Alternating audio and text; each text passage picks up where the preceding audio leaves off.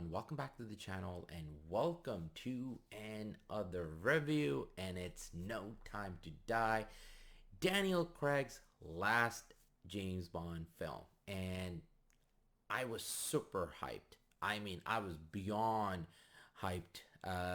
It was at the point where this film got delayed so many times and then so many trailers came out and I reacted to basically all of them and I just could not wait any longer. Now, does the film touch that hype? Almost. It's an amazing film. It's not perfect, but it is a really great farewell for Daniel Craig's Bond. The best part about this one are the characters. Minus one. There's this one scientist, and I think they made him like really cartoony, like way too cartoony. His dialogue was supposed to be jokey, and the way he just did everything, it was just too jokey. But other than that, the film really is about characters, and I think this is the thing that I was not expecting going in. And based off the trailers, you would think that this film is extremely action packed, and it's not.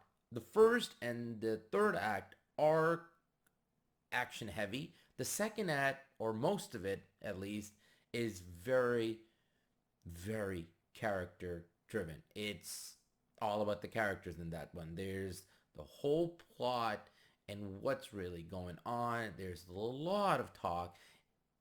Mind you though, you never get bored. It's interesting because it's characters and there you can tell like everything is about to come to an end.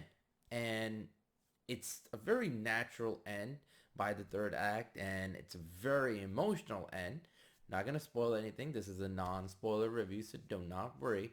And it is a great send-off. If you think about it, by the end of it, I really had to take a night off. I was planning to record it last night, right after I watched the movie, but I really had to think about the movie itself on what actually happened and was the film really worth the hype. And yeah, I do think so. I think the way the story went, it is definitely the last film, and you can tell the way everything is going. They really are trying to, you know, bring the whole story from the first movie, and this is like the fifth one. Everything, all the storylines, they're trying to bring everything to an end, and it's a tall order to really accomplish because there's 15 years, 5 movies, and you got to bring it all together. So in that sense, they did a pretty good job at it. And towards like the end of second act and the third act, there's also a big surprise waiting for you, and it worked. It worked.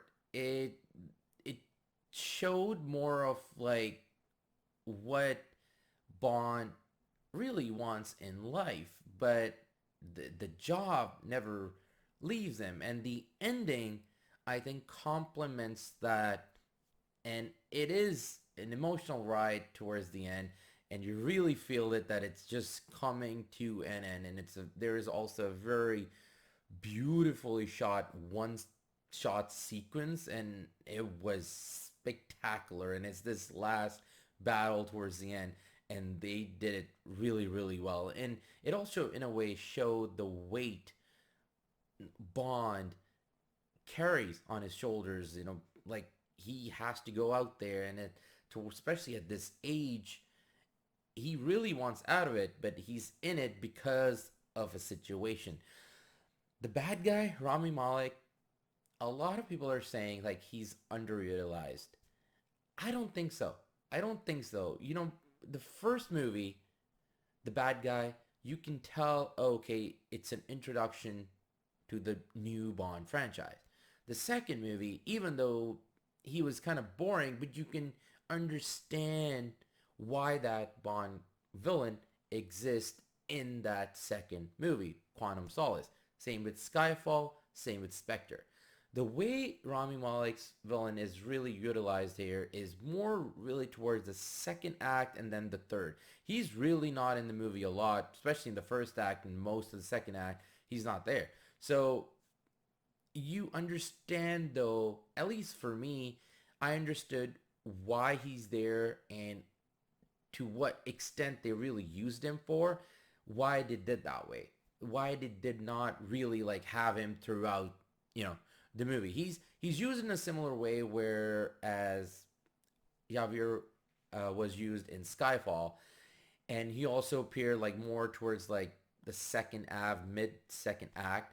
But this villain is used in a very different way. It's more of a an emotional connection to a character in the movie, and they really show that at the very start. It starts with a very horrific sequence and very disturbing sequence, and it goes from there.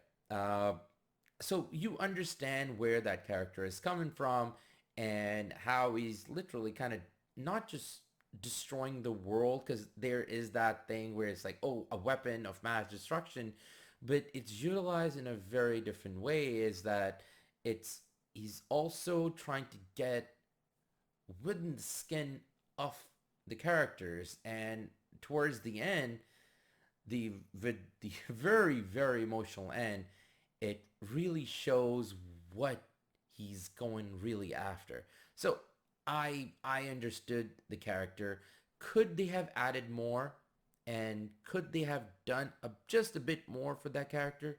Yes, but the amount they used, I'm I was okay with it.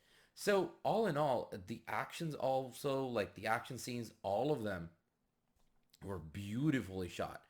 There's not a lot of cuts. You actually see the action, and it's spectacular. I watched it in IMAX, and it was just the car chases, everything. It was big. It was very, very Bond-like. There's a lot of Bond stuff. This is like the most Bond film in the Daniel Craig's Bond films. This is like the most Bond film. There's a lot of gadgets and a lot of stuff going on, but it's used in a very story driven way. Like the action doesn't feel like, oh, there's a set piece, there's a set piece, there's a set piece. The way the action happens, it's very much part of the story. It comes in very naturally, and it kind of, the action ends very naturally. It was very very smartly done. Same with the third act, the way everything happens and the way everything ends. You understand. You understand why it's ending the way it is, and very very end of the film, it's a it's it's how a send off would be, and the way they send James Bond and the whole thing. It was very beautiful done, and I was literally weeping. And it's a James Bond film. I was weeping towards the end. I was really trying to control it, but it's a very beautiful moment towards the end. So all in all, this film, it delivered. Was it a bit slower than I expected? Yes, at times it was, but I understand. I understand that it can't just be like all action driven. I think the character moments really came through, and they really fleshed out Madeline and Bond's relationship and the world they are in, and this ending. I think it was fair. So all in all, I give this one a 8.5 out of 10. At times, yes, it slowed down a bit too much, and they could have fleshed out a villain a bit more, but it was a proper send-off to Daniel Craig's Bond. Whew, what a movie it was. You definitely need to watch this in the theater. So if you have watched this, leave a comment below. Let me know. If you haven't, and if you're planning to watch it, I think it's well worth your money. So that's my take on it. Leave a comment below on any of your thoughts and let me know. And other than that, I want to say thank you for watching. Thanks for all the support. If you like these kind of casual reviews, there are a lot others on the channel. Please go have a watch. And yeah, other than that, take it easy, take care, and I'll catch you all soon. Until then, ta-ta, AK out.